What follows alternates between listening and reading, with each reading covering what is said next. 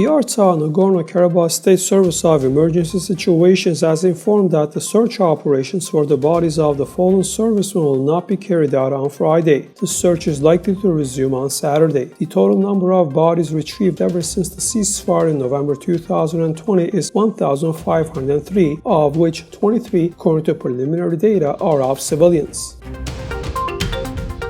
Armenia's human rights defender Arman Tatoyan will submit to international organizations evidence of ethnic cleansing carried out by Azerbaijan. During last year's war, the Azerbaijani authorities carried out ethnic cleansing and genocidal policies in Artsakh, and this continues to this day, he said. The facts were confirmed by the Armenian Foreign Ministry on Thursday with an important statement. The Ombudsman of Armenia will also send the protocols on these facts to the relevant international bodies.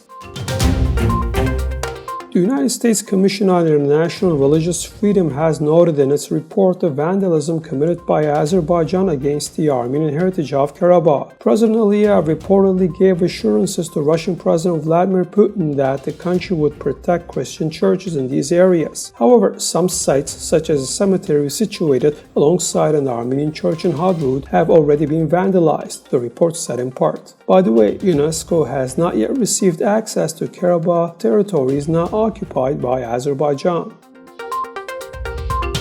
Azerbaijani forces abused Armenian prisoners of war from the 2020 Nagorno-Karabakh conflict, subjecting them to cruel and degrading treatment and torture, either when they were captured during their transfer or while in custody at various detention facilities, Human Rights Watch, the HRW, said. Azerbaijani authorities should also investigate all allegations of ill treatment and hold those responsible to account, it added. HRW interviewed 4 former POWs who detailed their ill treatment in custody, as well as the ill treatment of other POWs with whom they were captured or shared cells. They all described prolonged and repeated beatings.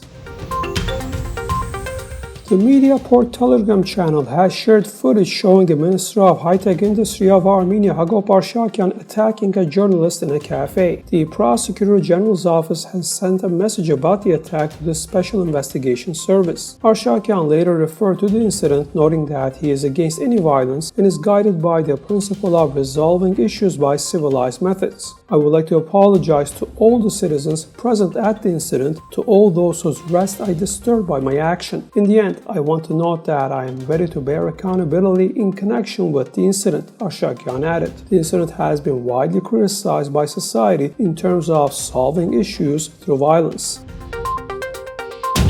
Armenian authorities said they are going to hold snap parliamentary elections on June the 20th. Some of the parliament forces said they are going to run in the elections. However, the opposition Homeland Salvation Movement leaders questioned these elections, noting that this is a political trick used by the authorities to buy time. Meanwhile, the current authorities intend to change the electoral code ahead of the elections. However, opposition Bright Armenia party leader Edmond Marukyan said they are against it, as the electoral code will be changed very quickly with violations and without reaching a proper consensus. The Homeland Salvation Movement representatives said they are not going to reopen the streets leading to the parliament and which are closed off for the past 3 weeks. However, they noted that there may be some changes in their tactic following the election announcement.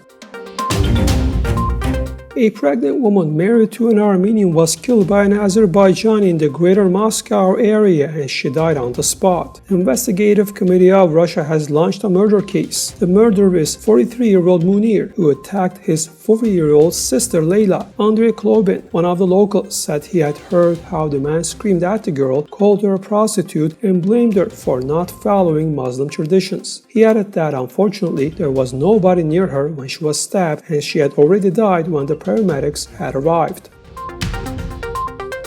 As of Friday morning, 891 new cases of COVID-19 were confirmed in Armenia, and the total number of these cases has now reached 182,056 in the country. Also, 19 more deaths from COVID-19 were registered, making the respective total 3,320 cases. The number of people who have recovered over the past 1 day is 332, and the total respective number so far is 167,518.